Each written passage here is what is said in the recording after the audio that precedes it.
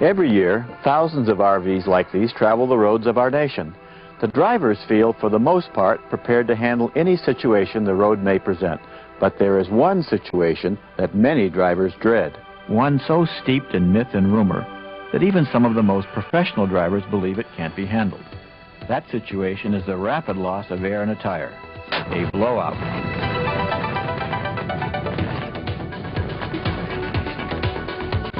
We know the most common cause of a blowout on a motorhome tire is due to overload or underinflation.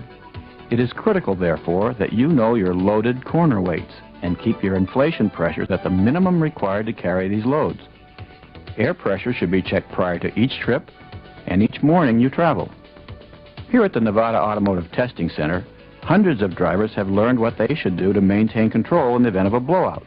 One thing they have learned is that we shouldn't necessarily be using the word blowout, because even though a rapid loss of air in a tire can be noisy, a tire can also go flat and present control problems for the driver due to a long, slow leak. But perhaps the most important thing they've learned is that losing the air in a tire, even rapidly, does not automatically mean losing control. We are not here to offer you a guarantee. What we are going to show you are simple ways of maintaining control over a vehicle by using established physical principles that have proven effective over the years if used quickly and properly. Now, obviously, we can't illustrate every possible set of circumstances here, but if you listen to what we have to say and use these techniques correctly, they will help you maintain control of your RV in air loss situations. Keep in mind that the principles which govern what happens after a tire goes flat are the same for every type of vehicle, loaded or empty, from an automobile to a full-size tractor-trailer. You handle each vehicle according to the same rules. First, let's take a look in slow motion at exactly what happens when a tire loses air quickly, because that's what a blowout really is. When a front tire goes flat in a hurry, the front corner of the vehicle will drop, creating a side force. The strength of this side force depends upon such factors as tire rolling resistance and vehicle dynamics. An important fact is that while the RV will continue to roll along on the deflated tire and wheel, the driver must compensate quickly for this new side force. What do you do to maintain control? The answer is under your right foot. No, not the brake. In fact, panic braking is the worst possible thing you can do. Taking your foot off the accelerator is the second worst.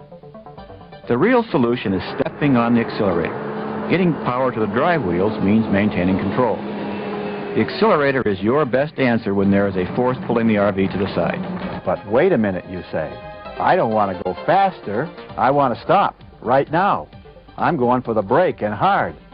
When you do that, you may lose control of your RV. One of nature's basic laws says that an object going in one direction, such as an RV on a highway, will keep moving in that direction unless it is acted upon by a new force in a different direction.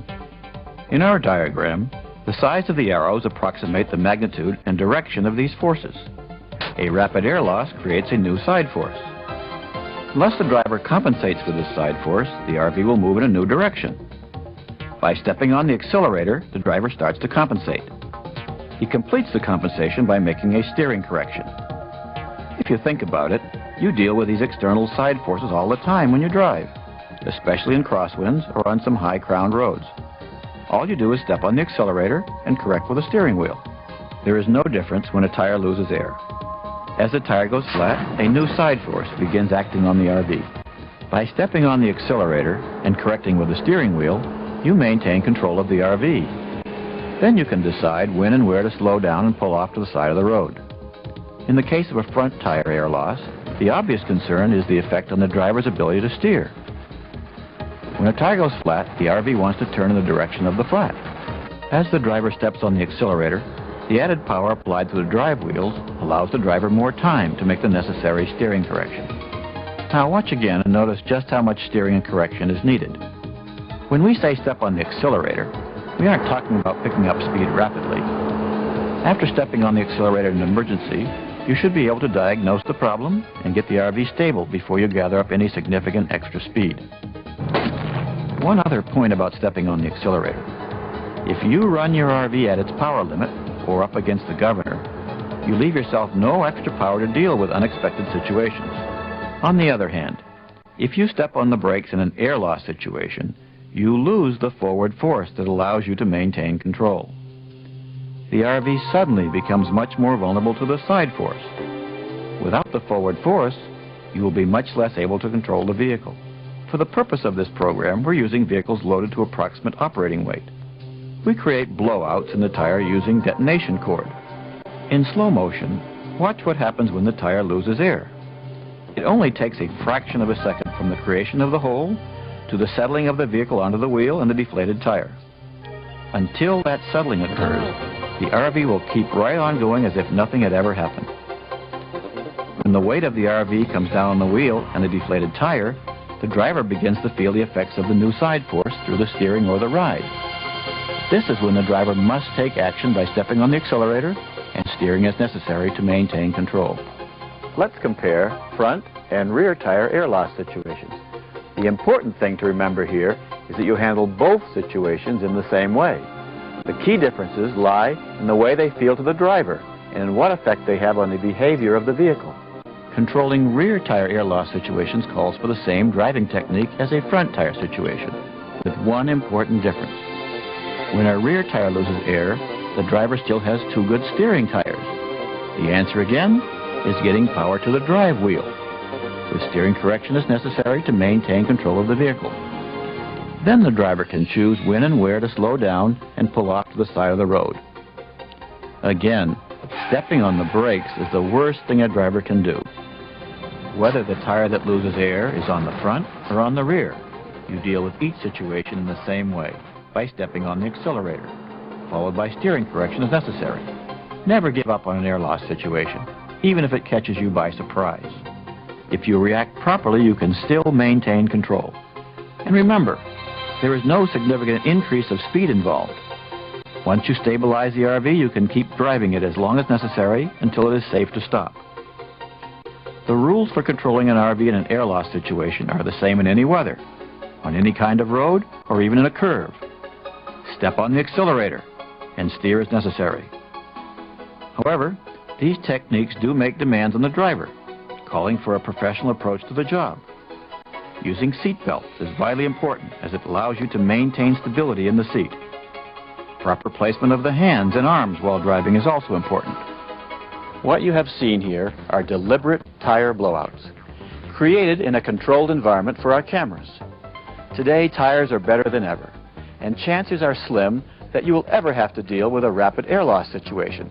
But if you do, just remember these simple rules. Be sure to go through a pre-trip inspection, including the tires, before you climb aboard. Proper seat position, hand position, use of seat belt and good driving habits will give you a head start towards handling any situation. When you hear, feel, or see something wrong, maintain control of the RV first, and then look for the cause of the problem. If the problem is the front tire, you'll probably feel it through your hands on the steering wheel.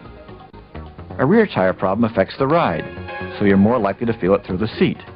No matter which kind of flat tire you're dealing with, you maintain control in the same way. Step on the accelerator and steer as necessary. As we said at the beginning of this program, tire blowouts have been the subject of myth and rumor too long. You, the driver, are the critical factor. In your accelerator and your steering wheel, you have all the tools you need to handle a blowout. 41 years of testing at the Nevada Automotive Test Center tells us so. The drivers you have just watched have learned to follow these simple rules, and you can handle air loss situations just like they did. Thank you for watching, and drive carefully. Michelin, a better way forward.